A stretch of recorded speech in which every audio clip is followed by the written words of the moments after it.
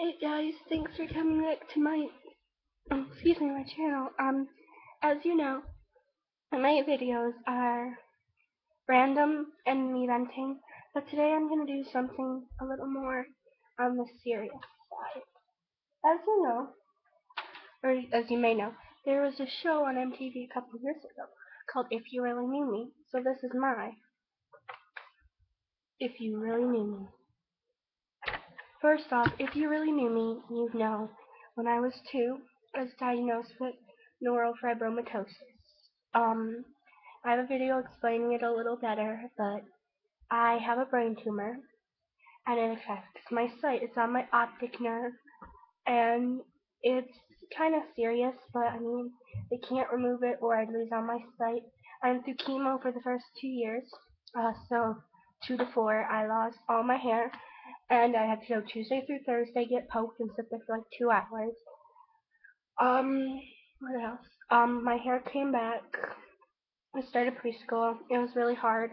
I'm 17 now. I'm supposed to be a senior, but they held me back a year so I could be more up to level with kids my own age and more my level of intelligence or whatever. But quite honestly, half the kids my age, I don't act my age. I act way older, but that's a different story for a different time. I have a video explaining neurofibromatosis a little better. If you want to watch it, my hair came back. It's extra curly now. I mean, I cut it so it's a little more curlier and buoyant and poofy. But I have cafe au lait spots on my legs. There's 2 types of neurofibromatosis. I have NF1. You can Google NF1 or NF2. I kind of got the better end of the stick because a lot of people who have neurofibromatosis actually have like mobility issues or mental issues. And if all that's wrong with me is my eyes, then that's pretty cool. Um, School is kind of rough, I guess. 3rd grade, my parents got divorced, and I started going 2 weeks, house to house. So it's a little rough on me. I'm much closer with my dad than I am my mom. It's probably because when I was younger, my dad would always be the one to take care of me. And whenever I was sick, he'd be the one, or if I woke up from a bad dream, he'd be the one to comfort me. He lost jobs because of me. He's missed out on great opportunities because of me. My mom stayed home with me probably like twice. Whenever she'd come and check on me, it wouldn't be the same. I'm very, very close with my dad, and I'm very thankful I have that relationship. The 2 weeks was really hard on me when I'd had to leave my dad's because we were like this tight and we were just really close, and we still really are. Even though we may fight, it's out of pure love, and I really do appreciate him. Me and my mom had our own place for about 2 years, and then come 5th grade, we moved in with my grandma. And then I started getting emotionally abused, and it got worse and worse over the years.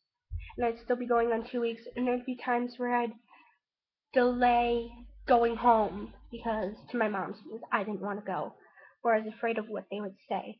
And they'd always tell me my dad's this bad person and he's manipulating me to feel this way towards them, and it just really kind of hurts. And so each year it progressively got worse. It got really bad in high school. Like, I'm a junior now, but there would be times like freshman or sophomore year that even if I didn't have a club, I'd stay after till 3:30, 3:45 because I didn't want to go home. I just hated it so much. Early sophomore year, my grandma told me that it was worthless to go jump in a lake and drown my sorrows, that I look 6 months pregnant when I slouch.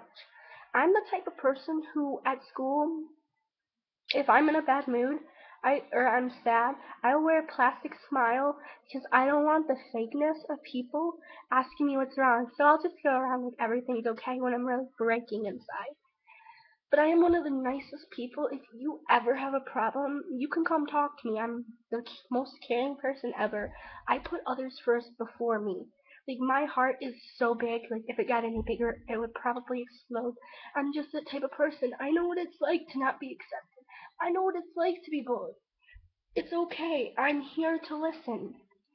And just the day, like when she told me I was like 6 months pregnant, it was like so hard on me, and I think I stayed at school till 4 o'clock that day because I just did not want to go. So early February, sophomore year, I wrote my grandma and my mom a note saying pretty much that I was done with their bullying and I couldn't take it anymore. I was moving in with my dad full time. They got really mad and they're still really mad at me, and they're constantly telling me that I made the wrong choice, that he's manipulating me to feel this way, that I'm just worthless and I'm gonna end up homeless when I'm older. I definitely think the mean gene skipped me, and I'm very, very grateful for that. And if they want to be that way, then that's cool. Fine by me, whatever. But I've been living with my dad for a year now. My friends noticed I'm happier. My own dentist even knew I was happier. And it's really hard on me, especially at school when I get bullied and people talk about me behind my back and they don't really.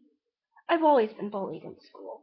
It's just what happens, and I know that I'm not the prettiest, but honestly, don't pick on me because I have a disability. If you don't like me, that's fine. But just don't talk to me, okay? I like people, but if you're gonna be mean to me, I'm a very nice person. But if you're mean to me, I'm gonna be mean to you because I don't tolerate that kind of stuff. I have way too much negativity and drama in my life. School's really hard. Like, come finals, I get double time because it takes me so long. People think, oh, you're so lucky.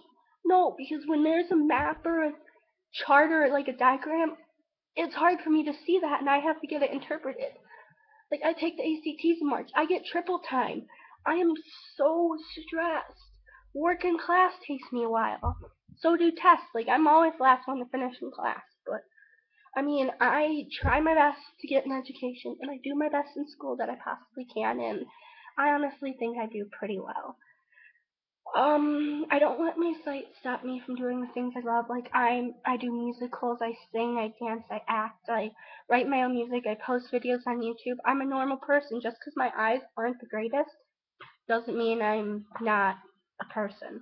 Like my vision acuity is 2600, so something like, say, you for example can see 16 or 600 feet away. I have to be 20 feet away to see the same thing. I mean, I can't drive, which sucks because I have to rely on other people to get me places. But you know, it's just a part of me, and I just have to live with it. And it's not that big of a deal. I've learned to live with it for the past 17 years. And I just want to say thank you from the bottom of my heart to my friends who have been there for me. Sorry, and who like me for me and everything that's like, in a sense, like my sight. Like, they don't let that from seeing my personality. And I wish everyone could be like that because honestly, I'm a good person. I'm really nice. And it just breaks my heart when people are mean to people, especially me, because I'm a little different. Everyone is different in their own way. And again, I just want to say thank you so much to my friends. And it really sucks though, because I have shitty luck with my friends. Like every 4 years, I'll lose friends, and it really sucks because I and because I get bullied so much, I have a hard time opening up to people and trusting people. And just when I think I can trust someone, they stab me in the back and cut and run, and they're no longer my friends. So I just want to say thank you again to those friends. You know who you are. I love you from the bottom of my heart. Thank you for being such a great friend. You really don't know how much I appreciate it and how much I actually love you guys.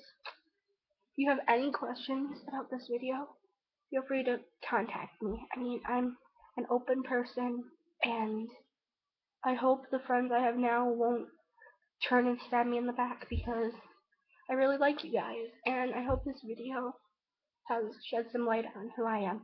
This has been If You Really Knew Me. Bye, guys.